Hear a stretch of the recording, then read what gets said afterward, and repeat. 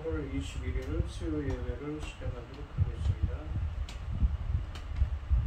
땅과 거기에 충만한 것과 세계와 그 가운데에 사는 자들은 다 여호와의 것이로다. 여호와께서 득토를 바다 위에 세우시며 강물 위에 건설하시도다. 여호와의 산에 오를 자가 누구며 그의 거룩한 곳에 설 자가 누구인가. 곧 손이 깨끗하며 마음이 청결하며 뜻을 허탄한데 두지 아니하며 거짓 맹세하지 아니하는 자로다. 그는 여호와께 복을 받고 구원의 하나님께 의를 얻으리니 이는 여호와를 찾는 족속이요 야곱의 하나님의 얼굴을 구하는 자로다. 아멘. 저희들을 창세전에 택정하시고 여기까지 인도해 주신 주님 감사드립니다. 오늘 예배 가운데 임재하여 주시고 이 예배가 신령과 진정으로 드려지는 예배가 되게 하여 주시옵소서. 이 모든 말씀 거룩하신 예수님의 이름으로 기도드리옵나이다. 아멘. 사도신경 다시로 신앙문답 하시겠습니다.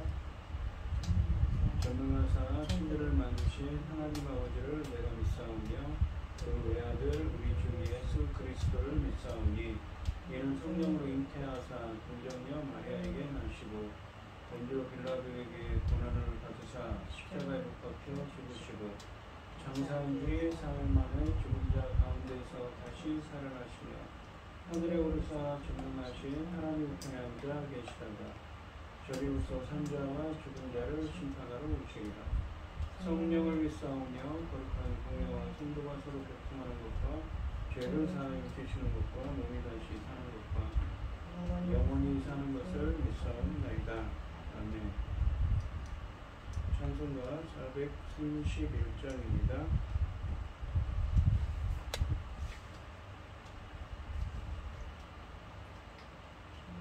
주 안에 기쁨 있네 주 안에 살자 주 안에 평안 있네 주 안에 살자 불안이 연기처럼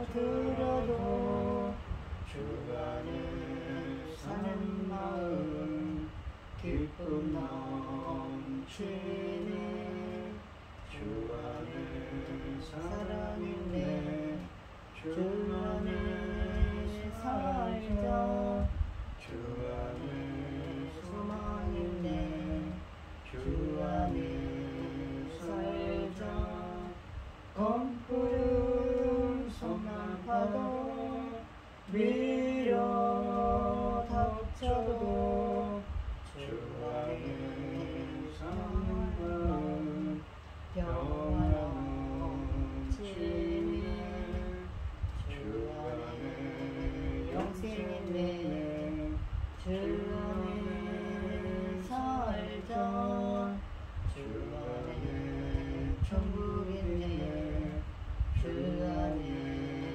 살자 불길이 지옥처럼 솟아올라도 주 안에 사는 마음 생명 넘치네. 아멘.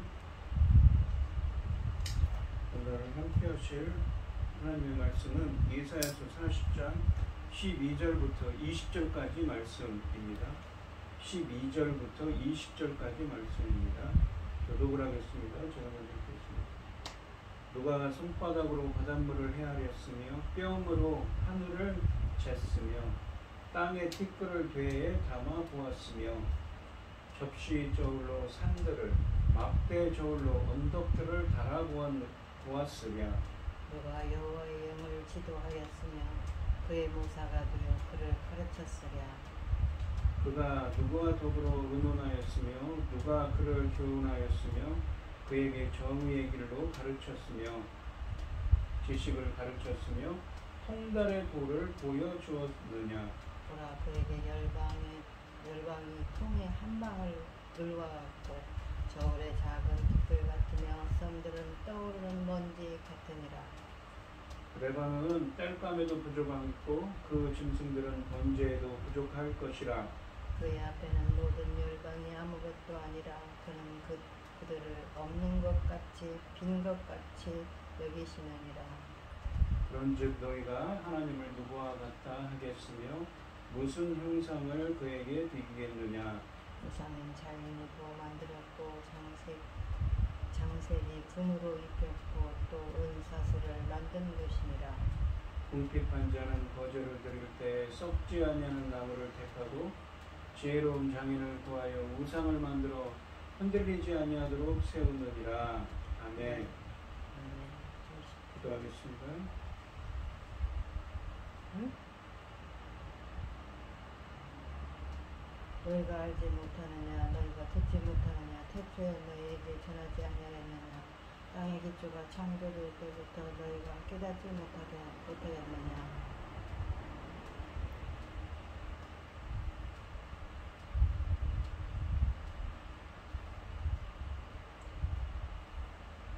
나는 이 주고 보고 지금 성공하거든. 여호와께 감사하라. 그는 선하시며 인자하심이 영원하니로다. 여호와의 성령을 받은 자들은 이같이 말할지어다. 여호와께서 대적의 손에서 그들을 성령하사 동서남북 각 지방으로부터 모으셨도다. 그들이 광야 사막길에서 방황하며 거주할 성을 찾지 못하고 줄이고 목말라 그들의 영혼이 그들 안에서 피곤하였도다. 이에 그들이 근심 중에 여호와께 부르짖으며 그들을 고통에서 건지시고 또 바른 길로 인도하사 거주할 성에 이르게 하셨도다. 여호와의 인자하심과 인생에게 행하신 그 기적으로 말미암아 그들을 찬송할지로다. 그가 사모하는 영혼에게 만족을 주시며 줄인 영혼에게 좋은 것으로 채워 주시느로다. 천지 만물을 지으신 전능하신 하나님 아버지, 어리석고 보잘것없는 저희를 참으사 하시고 아버지의 사랑 가운데 생각해 하시는 참으로 감사드립니다. 세상은 온갖 일로 어지럽고 복잡한 가운데 도리시간 하나님께 예배드릴 수 있도록 인도하시며 감사드립니다. 전능하신 하나님 아버지, 저희 나라 대한민국을 지켜주시옵소서. 기억하여 주시옵소서. 지켜주시옵소서. 아버지 하나님, 지금 전쟁이 일어나고 한쪽에서는 전쟁이 일어나고 있고 온갖 일로 아버지 어수선하고 재난이 이것저것에서 일어나고 있습니다. 아버지, 저희 대한민국 불쌍히 여겨주시고 지켜주시옵소서. 아버지 하나님, 이 나라 아버지 하나님 어떻게 합니까? 지도자가 아버지 하나님, 아버지 하나님 이 나라를 어디로 끌고 가는지 알 수가 없습니다. 뉴스를 보면 아버지 막막하기만 하고 아버지 하나님 도와주시옵소서. 불쌍히 여겨주시옵소서. 하신 하나님 아버지, 이 어렵고 복잡하고 중대한 시대에 아버지 하나님께서는 열매 거둘 새 시대를 열고 계시며 이 중대한 시대에 아버지 하나님께서는 저희 나라를 제사장 나라까지 세우셨습니다. 아버지 하나님, 천국 같은 이 기영성을 아버지 제사장 나라와 사명을 감당할 수 있는 이 나라가 될 수 있도록 도와주시옵소서. 평안으로 인도하시고 아버지 재난과 아버지 전쟁으로부터 막아주시고 전능하신 하나님 아버지, 저희들을 기억하여 주시고 저희 대한민국 기억하여 주시옵소서. 사명 감당하고 아버지 앞에 갈 수 있도록 도와주시옵소서. 이 열매 거둘 중대한 시대에 당신의 사랑하는 중 열매 거둘 말씀을 들고 강단에 세우셨으니 이 천풍 같은 열매 거둘 말씀으로 말미암아 아버지께서 기뻐 받으실 열매들을 넉넉히 아버지께 드려줄 수 있도록 간절히 소원하고, 이 모든 말씀 억만 죄악 가운데서 우리를 구원하여 주신 예수 그리스도 이름으로 기도드립니다. 아멘.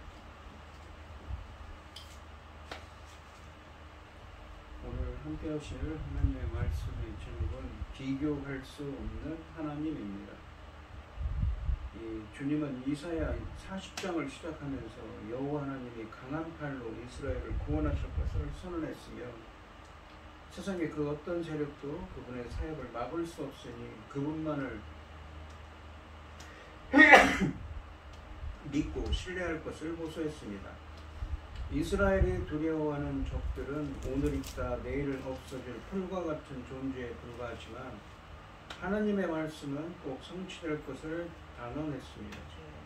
그리고 시온과 예루살렘이 아름다운 희망의 소식을 전할 것을 명령받았습니다.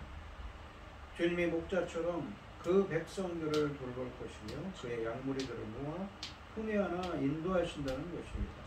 자기 백성을 억압하는 대적을 용사처럼 강한 팔로 물리치시고 자기 백성을 목자처럼 포근한 팔로 안아 구원하시며 구원의 길, 그러니까 포로되었던 이스라엘 백성들을 유다 백성들이 다시 포로로 귀환하는 고향으로 돌아오는 제2의 출애굽, 그리고 궁극적으로는 예수 그리스도를 통한 새로운 출애굽의 그 구원의 길로 인도하신다고 하십니다.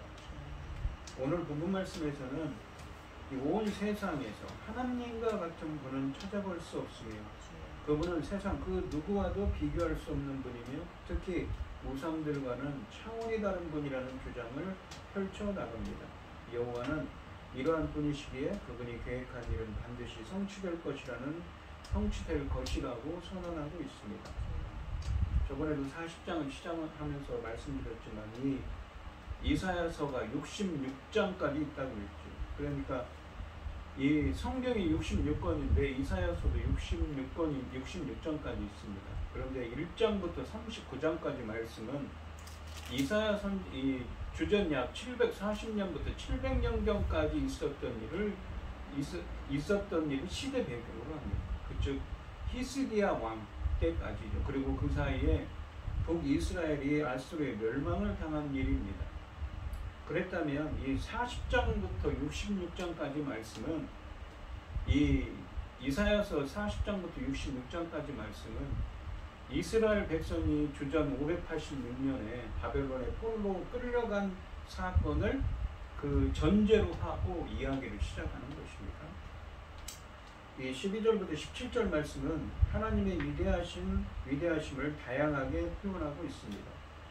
하나님은 어떤 이런 분이심으로 자기 백성을 능히 구원할 수 있다는 것입니다. 주님은 여러 개의 수사학적인 질문을 던지고 있습니다. 본문은 수사학적인 질문들을 통해 이스라엘의 하나님은 이 백성의 그 누구와도 무엇과도 비교할 수 없는 분명히 다른 분임을 강조하고 있습니다. 여호와는 한 분이시며 유일한 창조주이시라는 것을 강조하고 있습니다. 12절 말씀을 보시면 누가 손바닥으로 바닷물을 헤아렸으며 누가는 누구에 대해서 이야기합니까? 하나님이시죠. 뼘으로, 뼘이라는 건 이 한 뼘, 손으로 이렇게 한 뼘 있죠. 엄지손가락부터 이렇게 약 20cm 정도 됩니다.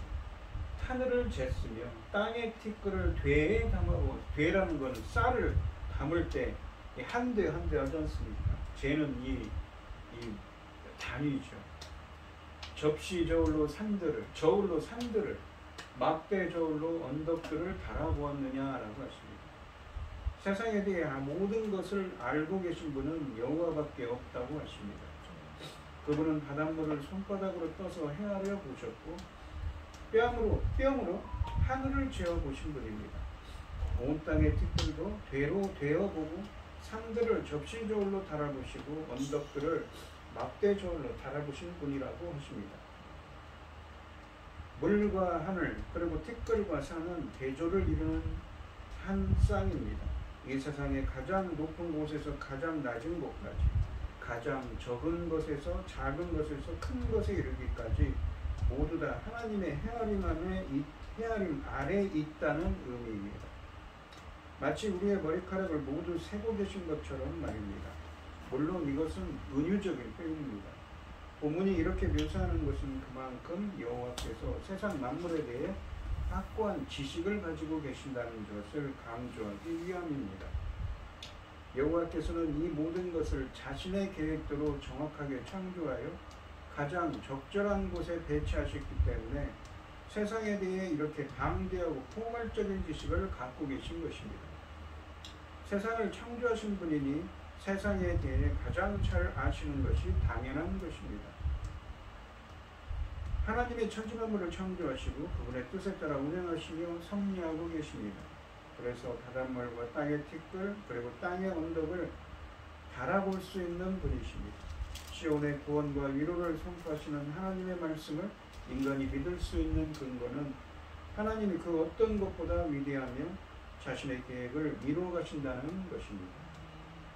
13절과 14절 말씀을 보시면 누가 여호와의 영을 지도하였으며 여기 이 영이라고 할 때 히브리어로 이 영은 히브리어로 이 루하흐입니다. 이게 성령 하나님 할 때 그 성령인데 여기서는 이 마음의 뜻이라고 보여집니다. 이 문맥적으로 누가 여호와의 영을 여호와의 마음을 지도하였으며 그의 모사가 되어, 모사라는 건 어드바이스 하는 사람, 조언하는 사람, 카운셀러, 상담하는 사람, 그의 이 상담가가 되어, 그분을 누구니까 하나님을 상담하는 사람이 있죠. 조언하는 사람이 있죠. 그를 가르쳤으래. 그런 사람은 없다는 말입니다. 그가 누구와 더불어 의논하였으며 누가 그를 교훈하였으며 그에게 정의의 길로 가르쳤으며 지식을 가르쳤으며 통달의 도를 보여주었느냐. 통달의 도라는 것은 명철입니다. 명철의 길을 보여주었느냐. 아무도 없다는 것입니다. 누가 이 세상에서 가장 지혜로운지 본문은 계속 수사학적인 질문들을 통해 말씀하십니다. 누가 여호와의 영을, 그러니까 여호와의 마음을 지도하였으며 그의 모사가 되어 그를 가르쳤으며 그가 누가 더불어 의논하였으며 누가 그를 교훈하였으며 그에게 정의의 길로 가르쳤으며 지식을 가르쳤으며 통달의 도, 그러니까 명철의 길을 보여주었느냐라고 하십니다. 이 13절에 한글 성경에서 영으로 번역한 이 루아우는 성령의 영, 성령의 의미도 있고 마음, 기질의 의미도 있습니다. 여기서는 하나님의 사고와 계획 등과 연관되어 있는 마음의 의미입니다. 또한 14절에서는 그가 누구와 더불어 의논하였으며 누가 그를 교훈하였으며 그에게 정의의 길로 가르쳤으며 지식을 가르쳤으며 통달의 도를 보여주었느냐라고 말씀하십니다. 여기서 누구와 더불어 의논하였으며 라는 말은 히브리어로 직역하면 하나님이 누구에게 조언을 받아 계획하셨는가입니다.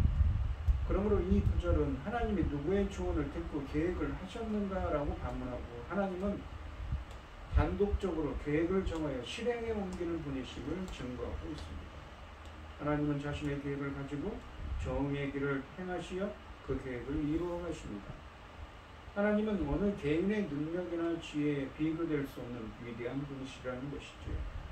하나님의 지혜는 무궁무진하기 때문에 그 아무도 주님께 도움을 줄 수 없다는 것이 본문의 단호한 선언입니다. 비록 이스라엘은 지혜가 없어서 포로로 끌려갔지만 그들의 하나님은 무한한 지혜를 소유하신 분이십니다. 비록 이스라엘이 바벨론에 패했지만 하나님이 패하신 것은 아닙니다. 가장 위대하시고 지혜로우신 분이십니다. 저 높고 드넓은 하늘과 바다가 하나님 손바닥 안에 있고 광활한 대지가 하나님의 배에 담기며 웅장한 산들이 하나님의 저울로 측량됩니다. 하나님의 지혜와 지식도 감히 사람이 헤아릴 수 없을 정도로 높고 뛰어납니다. 하나님은 우리가 만나는 그 어떤 문제보다, 우리가 겪는 그 어떤 위기보다 크십니다. 하나님이 해결하시지 못할 난제는 없는 것이지요. 15절 말씀을 보시면 보라 그에게는 열방이 통에 한 방울 물과 같고, 열방이라는 것은 세상 나라들이 통에 한 방울 물과 같다고 하십니다. 가소롭다는 것이죠. 저울의 작은 티끌 같으며 섬들은 떠오르는 먼지 같으리라. 섬들이라는 것은 특히 이 이사야서나 예레미야, 에스겔 같은 선지서에 자주 나오는데 열방 나라들을, 세상 나라들을 뜻하는 말입니다. 섬들은 이 12절부터 14절 말씀을 통해서 창조주신 이스라엘의 하나님 여호와께서 이 세상의 모든 것을 낱낱이 알고 계시며 그분의 지혜에는 끝이 없다고 했습니다. 이제 본문에서는 하나님에 대한 가르침을 혹독한 현실을 살아가며 좌절하고 있는 이스라엘의 삶에 적용하고 있습니다. 15절 말씀해 보시면 본문은 열방을 통해 떨어지는 한 방울의 물에 불과하다고 선언하고 계십니다. 이미 12절 말씀에서 하나님은 바닷물을 손바닥으로 떠서 헤아려 보신 분이라고 선포했습니다. 그렇다면 바닷물을 손바닥으로 떠 헤아리시는 분께 한 방울의 물은 아무런 영향력을 행사할 수 없습니다. 이와 같이 이스라엘에게는 가장 두려운 적인 열방이 하나님께는 존재하지 않는 것과 같으니 그들은 절대로 하나님의 구원사에게 저항할 수가 없는 것이지요. 또한 열방을 저울의 작은 티끌로도 묘사합니다. 이미 12절에서 저울로 세상에서 가장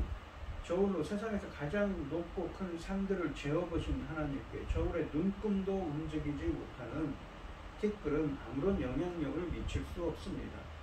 하나님의 계획은 이 세상의 그 어떤 세력에 의해서도 방해받을 수 없다는 것이죠. 그리고 먼 미지의 나라를 상징하는 섬들 역시 하나님께는 가볍게 들여 올릴 수 있는 티끌에 불과하다고 하십니다. 섬들은 떠오르는 먼지 같으니 겉으리니라는 구절은 이 원문으로는 이 각조에 보시면 이 성경책 밑에 보시면 각조가 있습니다. 그것처럼 섬들을 티끌같이 드시나니를 의미합니다. 가까운 나라든 먼 미지의 나라든 결코 하나님을 대적할 수 없다는 것입니다. 그 나라들을 티끌같이 드신다는 것이죠. 가소롭다는 이야기입니다. 너희가 가장 두려워하는 세상의 권세들도 너희 하나님께는 아무런 힘을 발휘하지 못한다는 것입니다. 그러나 그들을 두려워하지 말고 구원의 하나님을 믿으라는 것이지. 포로로 끌려온 이스라엘 사람들에게 가장 두려운 적은 바벨론과 같은 막강한 열방 세력이었습니다. 그러므로 이스라엘이 회복되기 위해서는 먼저 열방의 문제가 해결되어야 하는 것입니다. 본문은 매우 강한 이미지를 구상하면서 이 문제에 대해 명쾌한 답을 제시하고 있습니다. 이 17절, 16절 말씀을 먼저 보는 거예요. 17절 말씀을 먼저 볼게요. 그의 앞에는 모든 열방이 아무것도 아니라 그는 그들을 없는 것 같이 빈 것 같이 여기시느니라 라고 하십니다. 모든 열방이 아무것도 아니고 없는 것 같고 빈 것 같이 여긴다고 하십니다. 17절 말씀은 15절 말씀의 내용을 다시 정리하고 있습니다. 하나님께 열방은 아무것도 아니며 그 나라들의 백성들은 없는 것과 같고 빈 것에 불과하다고 하십니다. 여호와만이 유일한 하나님이십니다. 물론 창조주 하나님께 피조물인 열방이 무의미하다는 것은 아닙니다. 다만 비슷한 개념을 세 차례나 반복함으로써 그들은 결코 하나님이 계획하신 주의 백성의 구원을 방해할 수 없다는 사실을 강조하는 것뿐입니다. 인간은 주님 앞에서 아무것도 할 수가 없습니다. 하나님은 우리와 완전히 다른 차원에서 활동하시는 분이기 때문입니다. 이 16절 말씀으로 돌아가시면 레바논은 땔감이요 땔감에도 부족하겠고 레바논은 이스라엘에는 가장 울창한 산림을 뜻하는 말이죠. 레바논 그 백향목 레바논의 백향목을 말합니다. 그 짐승들은 번제에도 부족할 것이라 라고 하십니다. 15절과 17절 말씀 사이에 예배에 대한 언급을 포함하고 있습니다. 그러므로써 본문은 하나님이 얼마나 위대하신지 이 세상의 어떠한 규모의 예물과 재물도 그분이 받기에는 미흡하다고 선언하고 있습니다. 레바논 숲에 사는 모든 짐승을 제물로 삼고 레바논 숲의 모든 나라를 이 장작 삼아서 하나님께 예배드려도 결코 그분을 제대로 경배할 수 없습니다. 하나님은 세상 나라의 어떤 권세와도 비교될 수 없는 위대한 분이시라는 것입니다. 이스라엘의 하나님 여호와는 바로 이런 분입니다. 그렇기 때문에 이 때로 우리가 현실을 보면 낙심이 되어도 하나님을 바라보면 힘을 얻게 되는 것입니다. 어려움이 닥칠 때 우리는 과연 어떤 하나님을 섬기고 있는지 깊이 묵상해 보아야 합니다. 하나님의 능력으로 해결할 수 없는 문제는 없습니다. 그래서 주님께 맡기고 그분의 평안을 누리도록 노력해야 하는 것이죠. 그러니까 지금 이 이스라엘 사람들은 40장 이후부터는 뭐라고 그랬죠? 이스라엘이 바벨론의 70년간 포로로 끌려간 상태를 전제로 한 말씀이라고 그랬죠. 그렇기 때문에 열방을 무서워하지 말라고 두려워하지 말라고 말씀하십니다.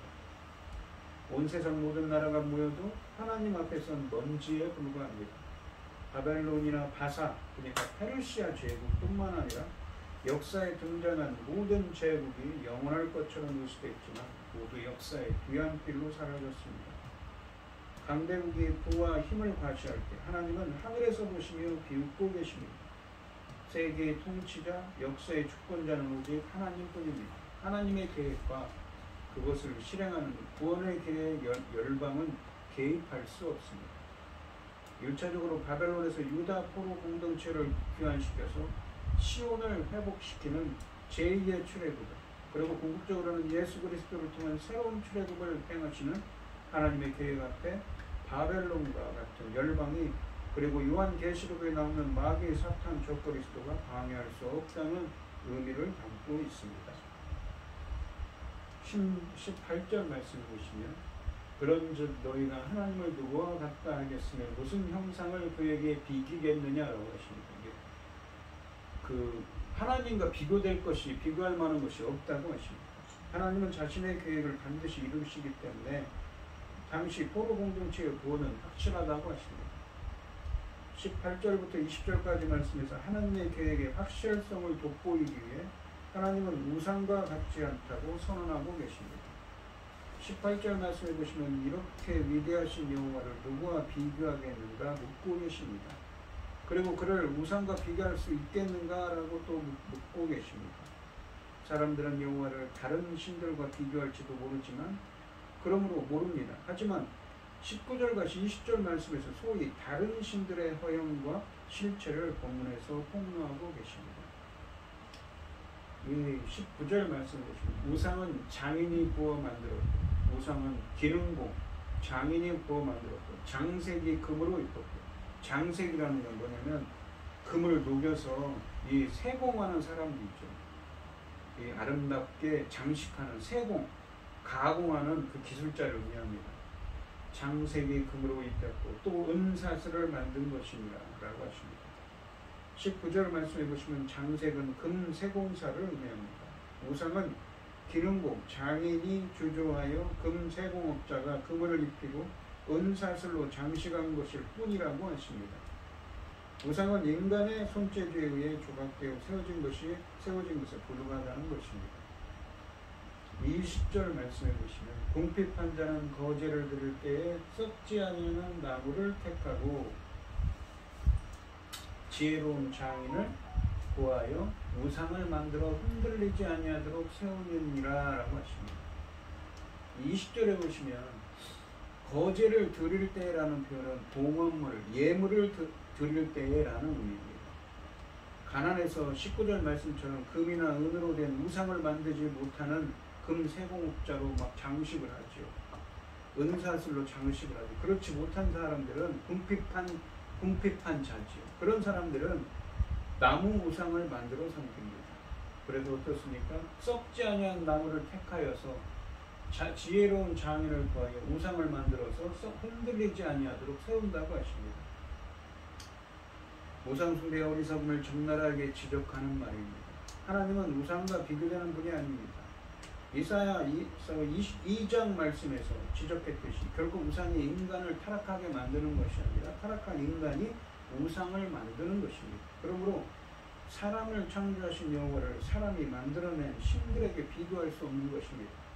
우상들은 한 곳에 고정되어 있지만 하나님은 온 우주를 운행하시는 분입니다. 우상은 인간이 만들지만 그 인간은 하나님이 만드셨습니다.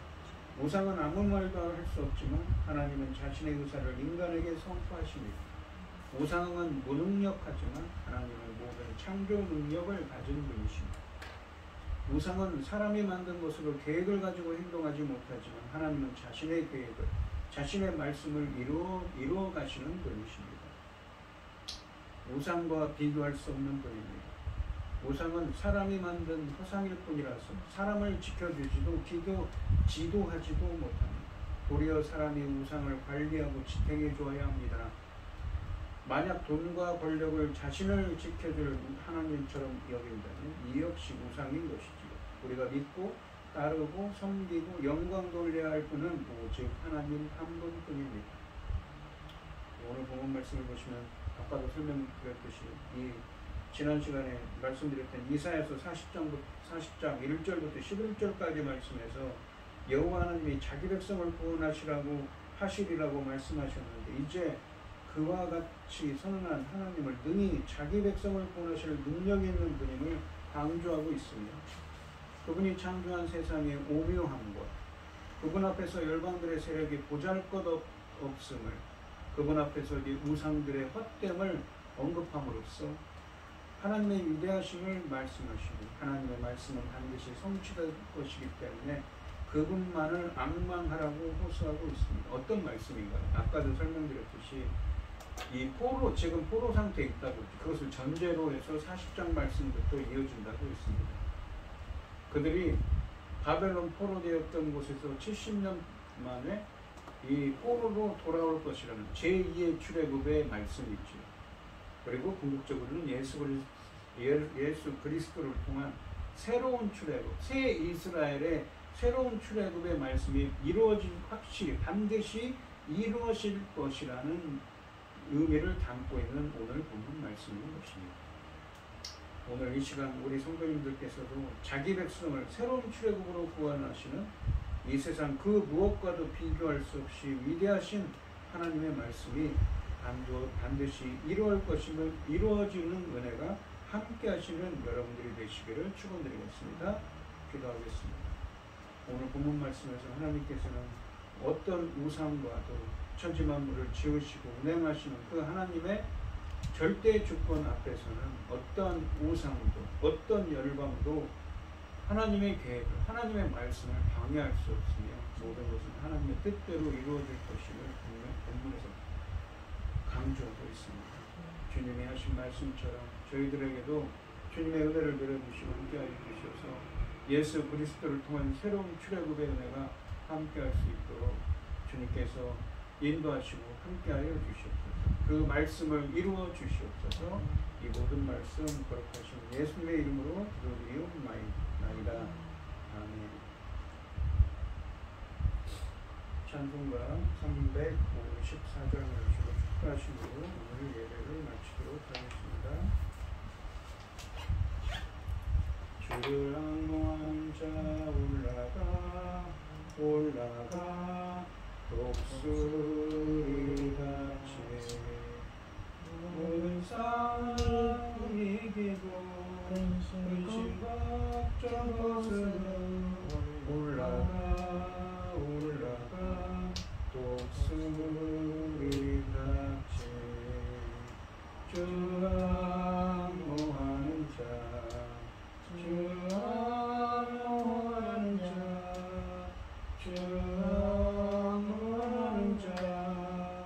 내가 구원하리라.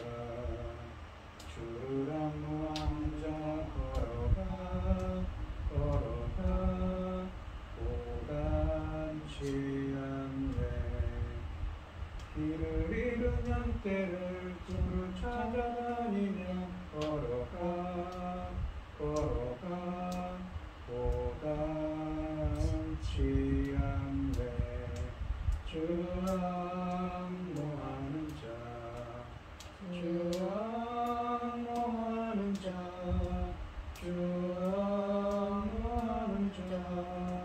내가 구원하리라. 주를 악모하는 자 달려가 기도치 않네. 천성문을 향하여 멸류관을 얻도록 달려가 기도치 않네. 주 악모하는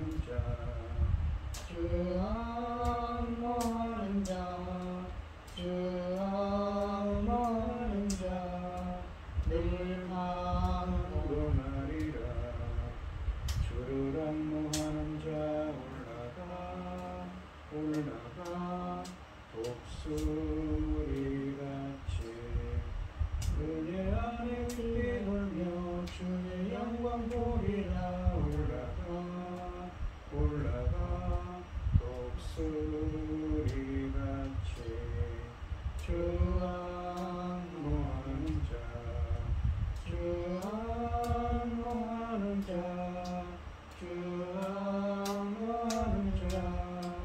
내가 구원하리라. 이제는 주 예수 그리스도의 은혜와 아버지 하나님의 독존하신 사랑과 성령의 교통하심이 성도들 머리 위에 이제로부터 영원히 함께 있을지어다. 아멘.